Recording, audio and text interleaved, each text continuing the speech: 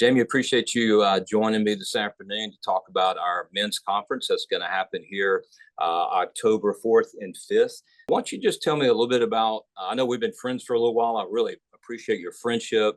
You brought a lot of joy into my life. I bought your kids a lot of ice cream. Oh, Uh, that's right. how long have you been president at New Orleans Baptist Seminary? And, I'd like to know myself, what does a seminary president do? Hey, that's a good question. Hey, first things first, love you, love your church. You've let me preach there twice. That you've had me back two times. Hey, that means something to me. Lots of people have me once, but lots of people don't have me twice. Well, So, I hope it wasn't the same sermon. oh no, I don't think so. But anyway, I appreciate your church as well. Can't wait to be with your guys. So real honored that you'd have me come do this, and looking forward to it. I've been here 5 years. It's hard to believe I've been here for 5 years. That is And great. you were actually one of the very, very first people I met. Met you I'd been president for 5 days. I show up to the SBC. I Right. meet you right out of the gate, and you gave my kids some money for ice cream.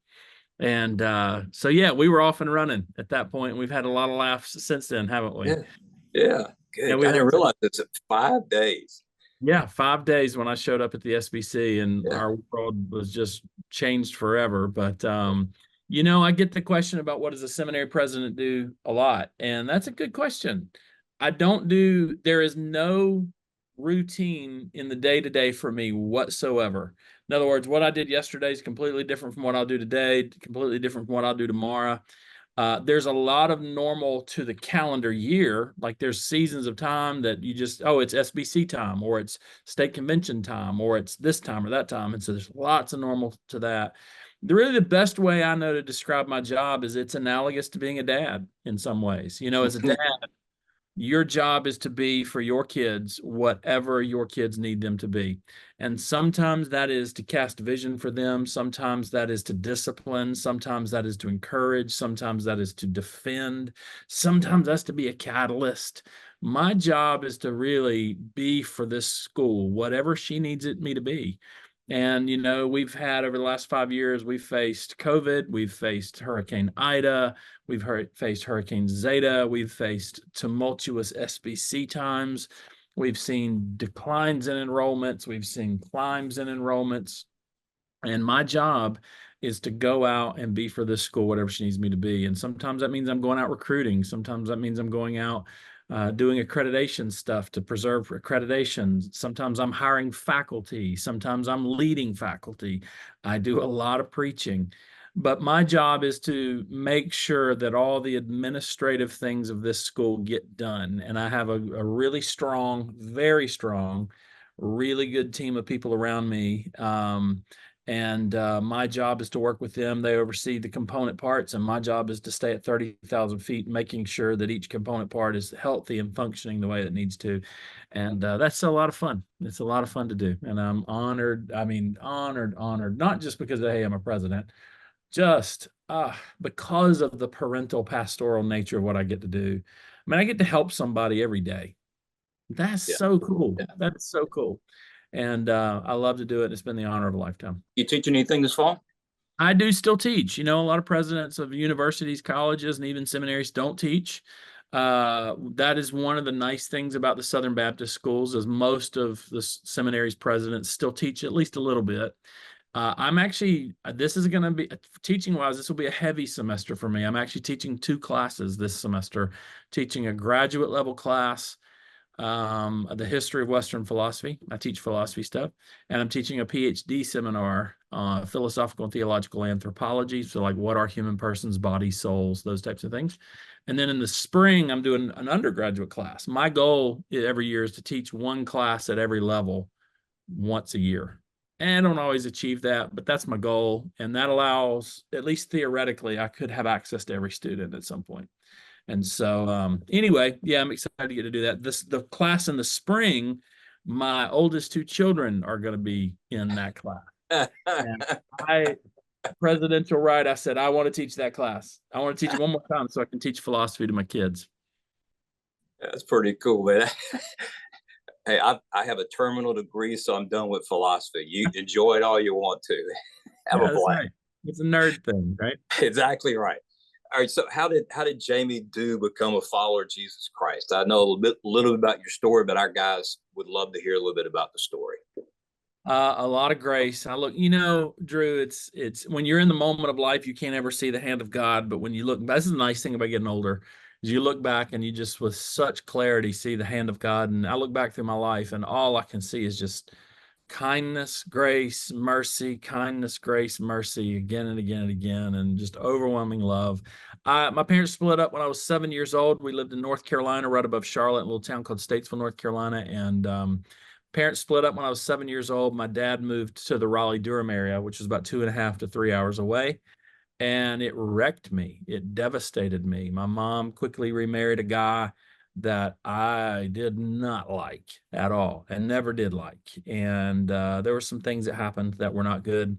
Needless to say, I got into all the wrong stuff. I mean, I was a hellraiser, basically, and the drugs, the alcohol, the promiscuity, all those things entered my life at a very young age. And I did it with flair. I did it with gusto. My defining attribute is probably passion. So, when you're lost and you're into all those types of things, you do even that with passion. And it was all starting to really, and this is the favor of God. It's like this decay of my soul did not take long, right? It didn't hit me in my late 20s, 30s, 40s.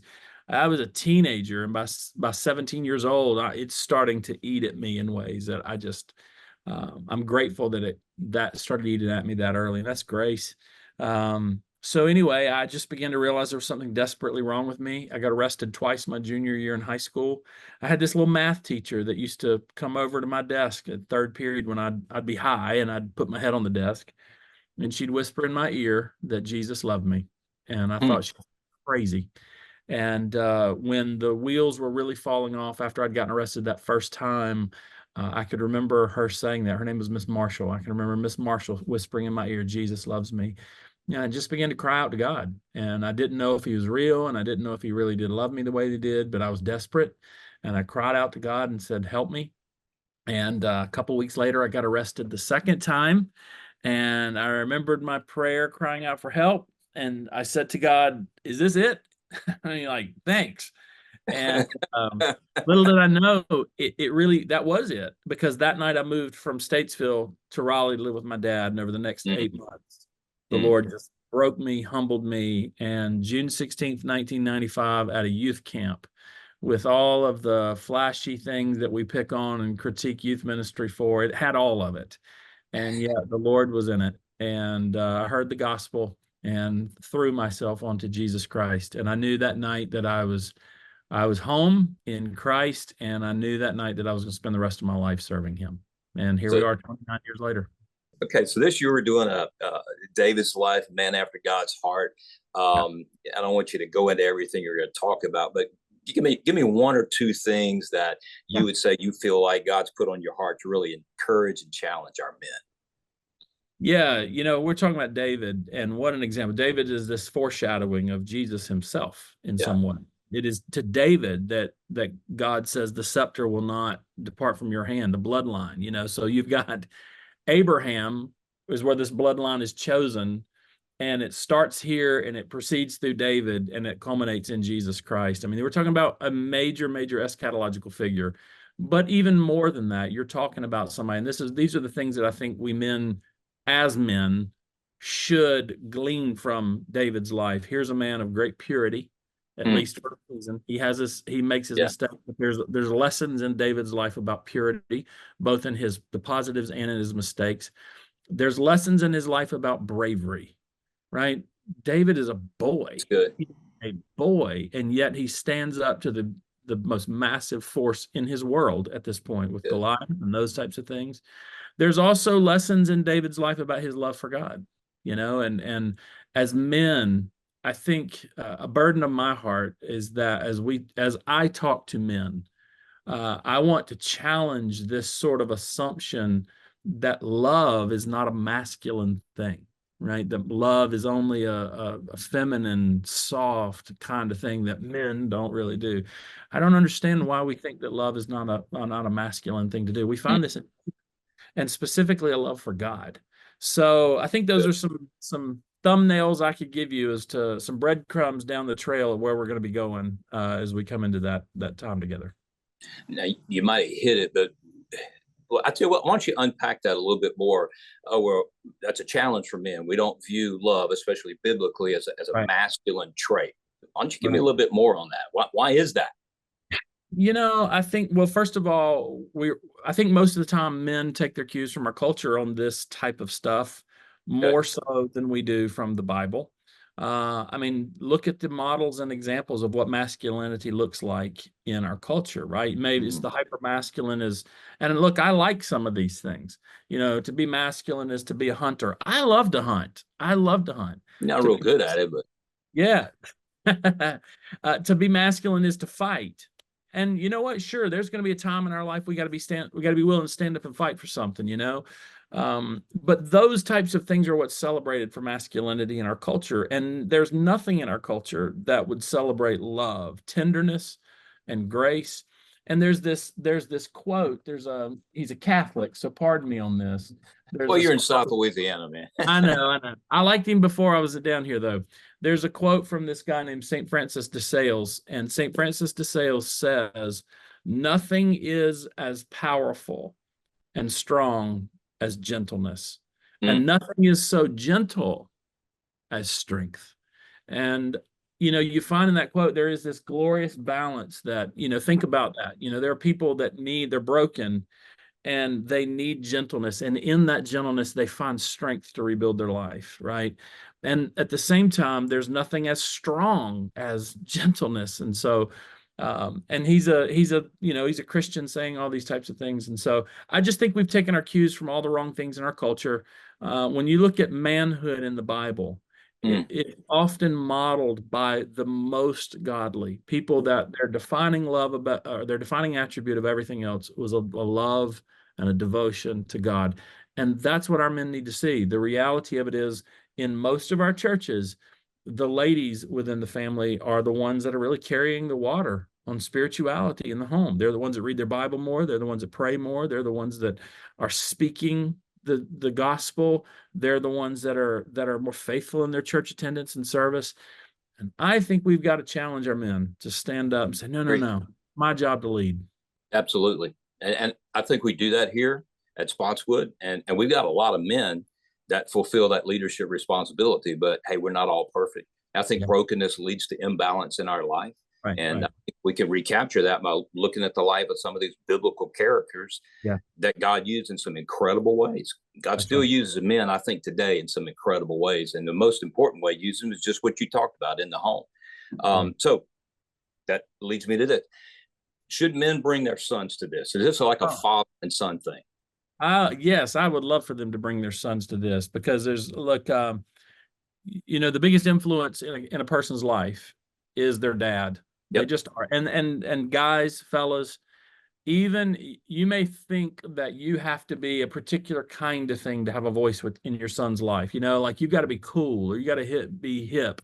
Look, you can be the kind of dad that wears Jordans and skinny jeans, or you can be the kind of dad that wears like old, worn out sneakers with dad jeans. It doesn't matter if your son or daughter thinks that you're cool or a dork. The reality of it is, when it is all said and done on your son and daughter's life, you, the dad, will have been the most powerful influence on their life, either positively or negatively. You have a voice with them. They want to know that you care for them. They want to know that you love them. They want to know that you delight in them. Mm. And as they know that from you, and then they see in you a love and an affection for God himself, you're teaching them in ways that words can never teach. So men, I want to encourage you, bring your sons. There's never a moment in their lives where we don't want to model this, when we don't want to have them experience this kind of fellowship, this kind of worship together, this kind of seriousness about the word. And I can promise you, if you come and they're seeing that in you, even if it seems in the moment they're bristling, you're saying something to them that's going to have a positive impact towards Christ. So yeah, I would encourage you to do it. It would be well worth doing. Uh, is there any one or two things you'd say to our men that this is how I want you to prepare for that first weekend in October for that conference on being a man after God's heart. Anything stand out? Yeah, I would say number one, obviously, spend some time in advance of this, asking God, praying to God that God would speak to you during our times, that God would give you clarity and wisdom about your life and about specifically how you're leading in your home. I promise you, men, I'm not going to be coming into this week trying to come at you. I'm not. Now, I'll shoot straight with you. And there will be some things that step on all of our toes, myself included, but the intent is not to come at you, okay? But do ask God in prayer to prepare your heart with wisdom and discernment on how you're leading in your home and what types of things you could be doing to have a greater impact on your wife and on your children. That's one thing. Number two, when we come into these times, let's put aside the distractions, the phones and side conversations and things like this, and let's lean into these times, worship times. Let's sing to our God together. Let's listen to the word of God with a posture of heart that's genuinely open and somewhat desperate to hear. You know, Jesus says, blessed are those who hunger and thirst for righteousness. And then here's the promise, they shall be filled. So prepare your heart. Don't just show up. I mean, I do hope you will at least just show up, but don't just show up. Spend some time in prayer, preparing your heart so that when you come hungry, wanting to hear from God. And I promise you, man, I will do everything I can to just give you what God says through his word to us. Jamie, our pastors, we've been praying for this weekend. We've been praying for you. I'm really excited about having you come and be with just our men at Spotswood. Both of us know when it's just men in the room, you can say things to just men that you can't say on That's a right. Sunday morning. I appreciate your heart for men, and men, you're doing that at the seminary, you know, training men, obviously, and women, but you're training men to lead the churches in the next generation. So I appreciate you doing that. And hey, let me come. I think I'm coming next May, I think it is. There you go. A D-Men class on effective pastoral leadership. You're just looking for an old guy, I guess, to do that. It's probably believe it or not, our students liked it the last time you came. So, you know. Yeah. That one guy that was in the class, he liked it. He was just trying to get a passing grade. That's right. That's right. Well, man, we're praying for you. October 4th and 5th, first weekend in October, barbecue dinner Friday night. We're going to go through lunch on Saturday. We've got some breakout sessions, different things. I'm going to be doing one looking at some leadership principles from the life of Nehemiah. Now, cool. The challenge is I got an hour. So I guess we can do like half of the first one and then pretty much that's it. But I know guys are going to enjoy doing that because we've tried to think about what are some things that we'd like to grow in our lives as pastors. And we put those down on paper for our guys to participate in. So looking forward to it. Glad that I usually leave town when you come. I know. I know. Probably wise on my part. I'm looking forward to having you with us, man. I love you. Appreciate what you're doing down there in New Orleans. And man, I love Jamie Do, and I love your family tremendously. I really, really appreciate you. Thanks, man. Feelings mutual, brother. I love you too. Okay, man. God bless. All right.